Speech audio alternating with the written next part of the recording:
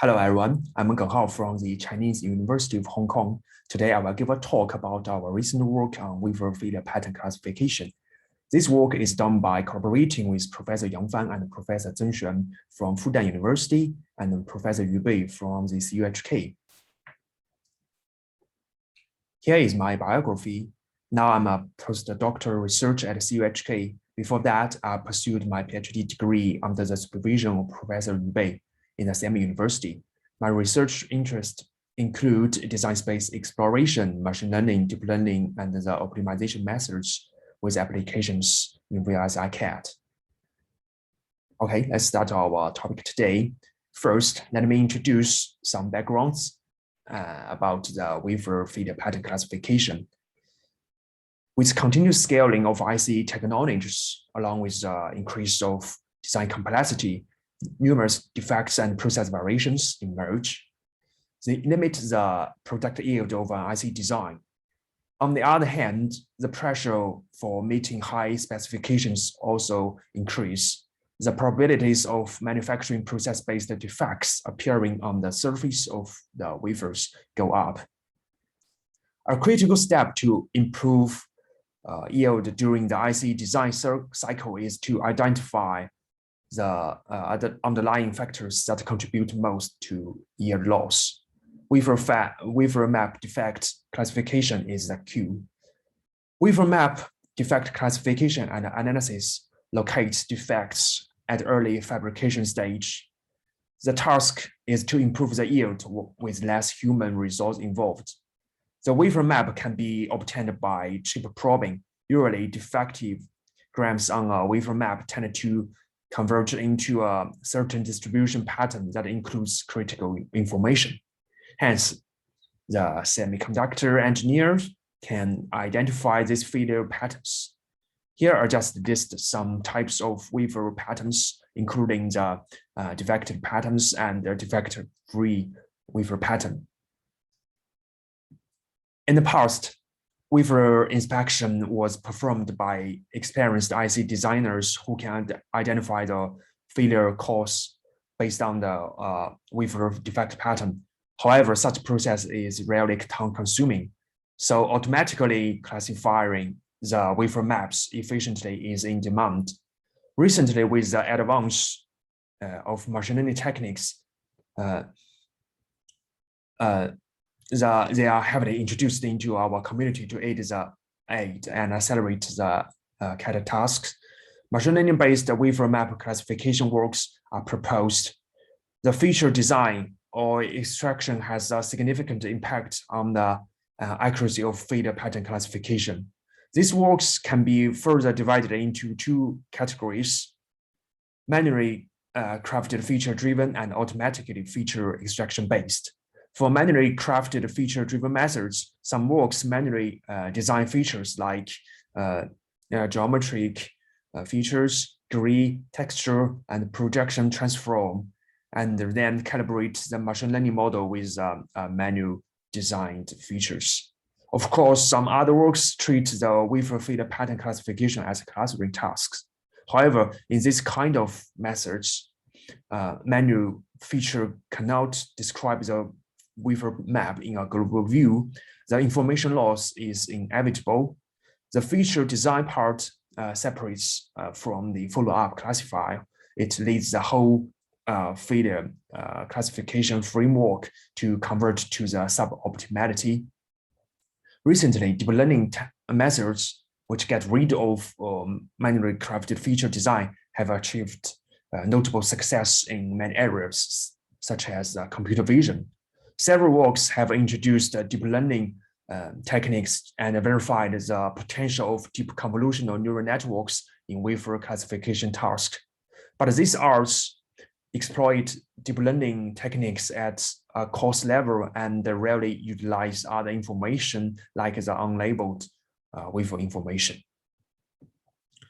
As we observed, there are several issues existing in previous works, and the broadly used industry benchmark.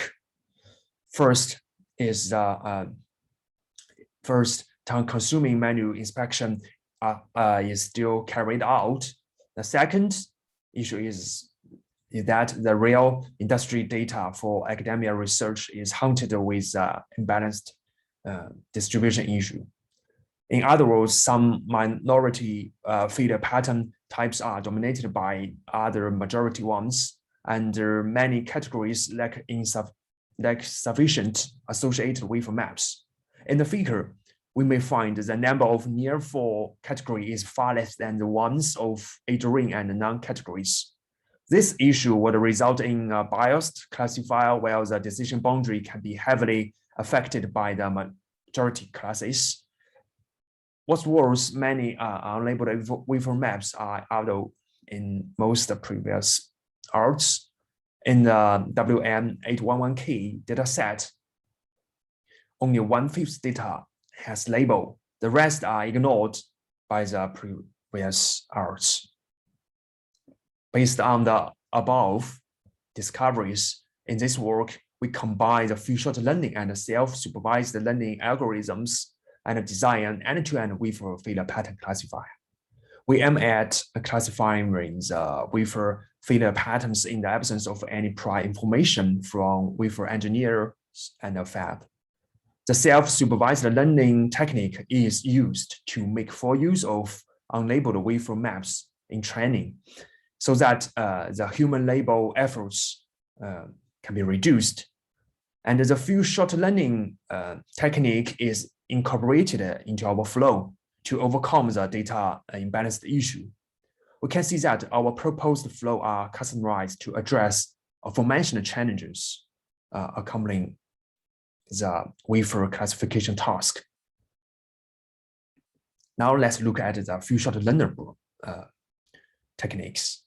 The few-shot learning learns the representations that generate well to the minority feeder pattern types where few wafer images are available. This kind of property is naturally compatible with our case. We first clarify some settings and definitions. Assume we have a small training set of unlabeled examples, dtrain, and a support set ds and a query set dq. The support set and the query set are sampled from dtrain in each training batch. dk is a subset of ds labeled with wafer defect type k. There are ns support wafer examples per class and nq query examples for each class. And in one training batch, the wafer map embeddings are trained to predict the labels of nq times nc query wafer maps, condition on ns times nc support wafer maps using a certain classifier. We exploited the prototypic few-shot learning method in our flow. For convenience, we denote the backbone as F5. The F5 maps the original wafer maps into a new embedding space, while the mapping of the backbone network, the prototypic network, aim at can compute a vector representation of the central of each wafer class. We call the central prototype. Specifically, after the vector-based features are extracted for the spotter examples, the prototype of each category is computed by taking the mean of associated embedded spot wafer map vectors.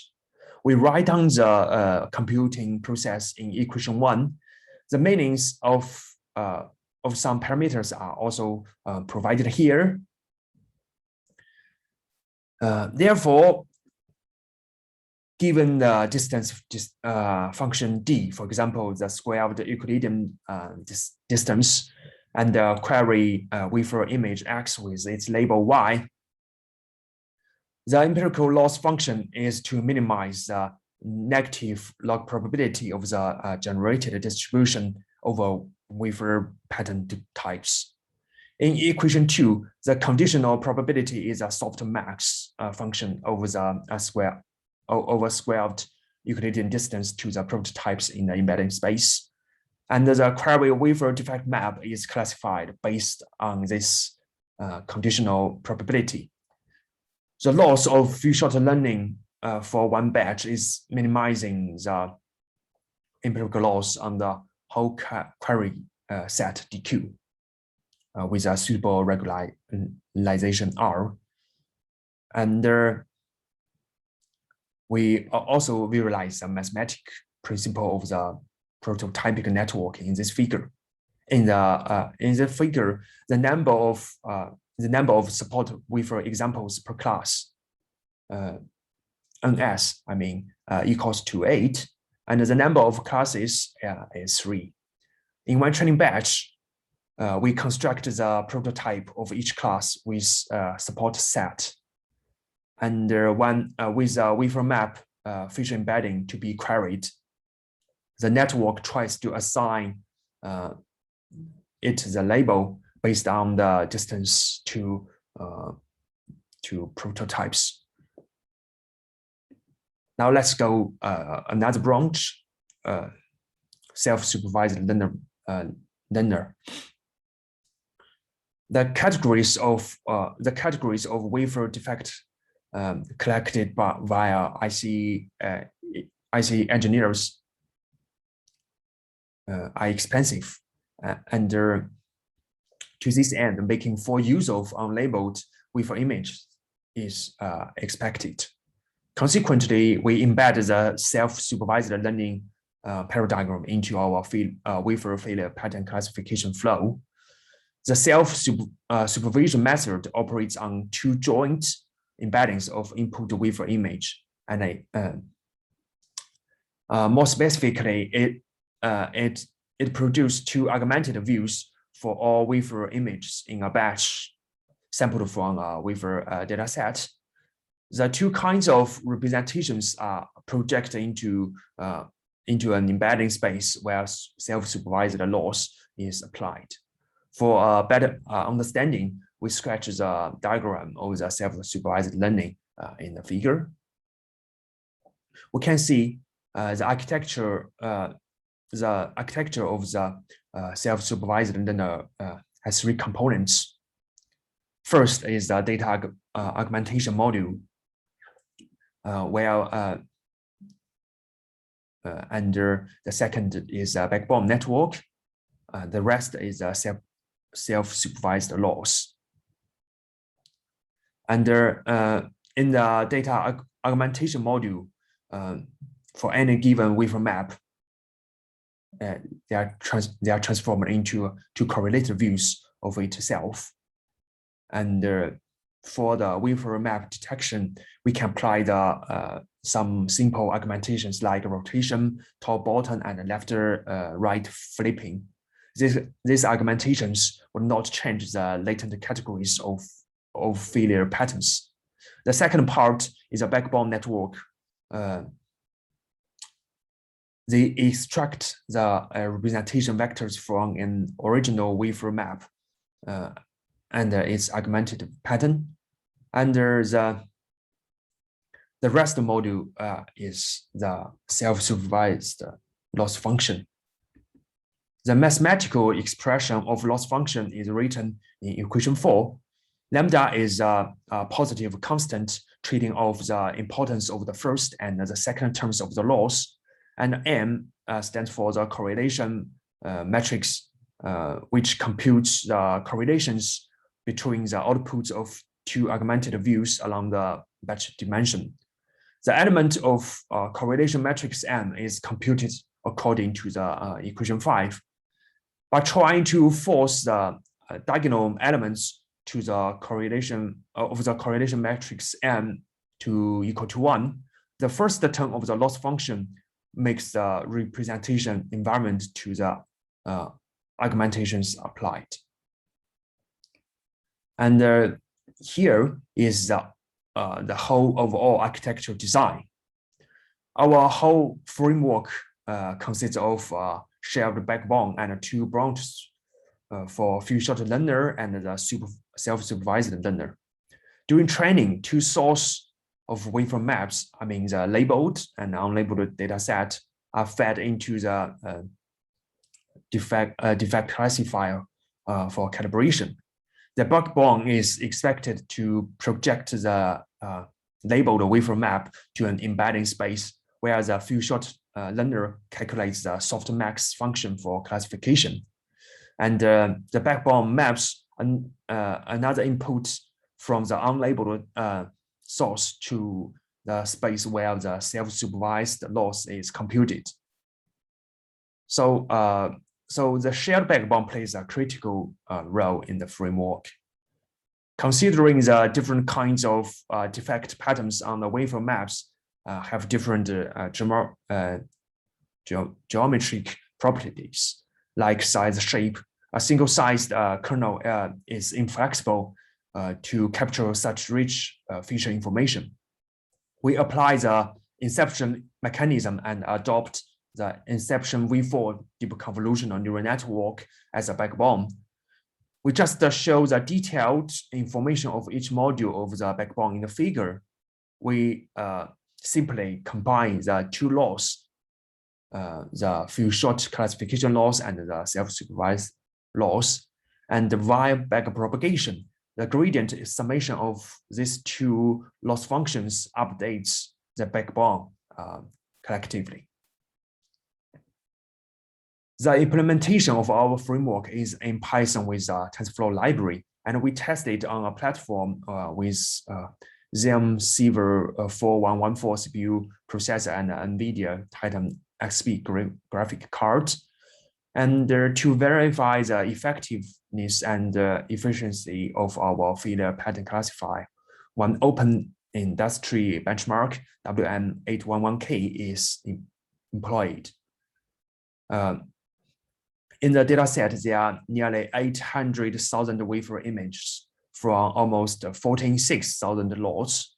There are 9 categories of wafer patterns in the dataset, and only 1/5 images have labels. Like previous arts, we use a single channel grayscale image to represent the wafer maps. For a better understanding, we exemplify 9 wafer map realizations containing 8 kinds of wafer failure patterns and defect-free wafer pattern in the following figures. Each wafer image has 256 times 256 pixels, and with 3 pixel levels, black, gray, and white. Locations with pixel level 0, I mean the black pixels are not part of the wafer. Gray pixels indicate die locations with a passing label, and the white pixels represent the defected dies. And wafer defects of distinct categories have different defect distribution patterns. For example, the defects in the standard category are concentrated around or near the center of the wafer in a circular or ring-like pattern, and the defects in the location class are clustered on the edge of the wafer, but not behave near or curvy characteristics. And the defects in the rundown type are almost randomly distributed across the entire surface of the wafer. We rearrange the original dataset according to the requests of the problem formulation and our classification flow. Note that the 4 labeled wafer maps are used, and 15,000 unlabeled wafer maps are also exploited for training. We summarize the statistics of the dataset in Table 1, where unlabeled training wafer maps are not listed in the table. The whole labeled wafer maps is split for training and testing. 6 out of 10 is used for training. It is important to keep the imbalanced data distribution in the training and testing dataset so that the real industry scenario can be mimicked. We use precision recall and F1 score as metrics to evaluate the previous SOTA works and our flow. And we know that the higher, the better performance will be. The TSM-15 is a classical machine learning techniques-based work. In TSM-15, random-based features and geometric features are used in a support vector machine classification framework. Under additional domain experts, intervention is used to relabel misclassified support vectors for further improve the accuracy. DEC20 is a cutting-edge convolutional neural network-based work. In DEC20, deep selective learning is exploited with distinct coverage on testing data set for the defect pattern classification. In the absence of such expertise, and to ensure and also ensure the fair comparison with our proposed approach, all methods are implemented without human intervention. The table records the results of 3 methods with prioritization, recall, and F1 score, and their corresponding macro averaged values. And overall, our method behaves much better than the other 2 works. As a visual supplementary, the heat maps of associated and normalized confusion metrics of 3 algorithms are also illustrated here. The label on x-axis represents the predicted wafer defect categories, while the annotations on y-axis refer to the real wafer defect classes. The diagonal elements are the recall reads, and the figure suggests that the diagonal cells of our algorithm have much darker colors than those of existing flows. And the off-diagonal elements of the proposed classification flow are light-colored. The visual results also demonstrate the superiority of our wafer failure pattern classification flow. We also investigate how different configurations affect the macro average classification performance. The following figure outlines the contributions of few-shot learning and the self-supervised learning to our flow. Without FSL refers to the flow trained with a typical cross-entropy loss module as a replacement to the few-shot learning loss. And without SSL stands for the flow trained without self-supervised learning loss, while 4 is our wafer failure pattern classifier with entire techniques. The histogram suggests that with the few-shot learning loss be replaced, the precision is slightly affected, while a noticeable drop emerges on the recall rate as well as F1 scores.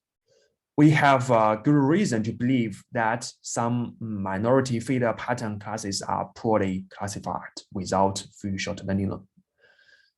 And without trained by self-supervised learning loss, each macro averaged metric suffers considerable decline.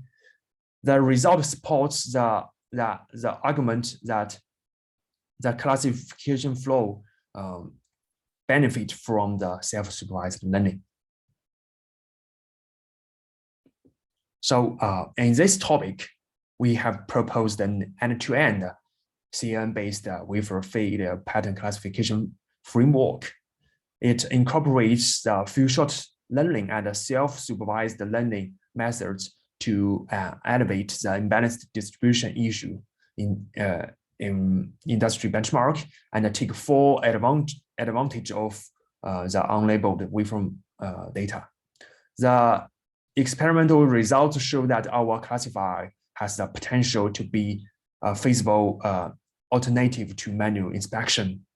In the future, we expect to apply and extend our flow to more complicated wafer inspection problems like mixed wafer failure pattern classification. And that's all my presentation. And thank you for your listening.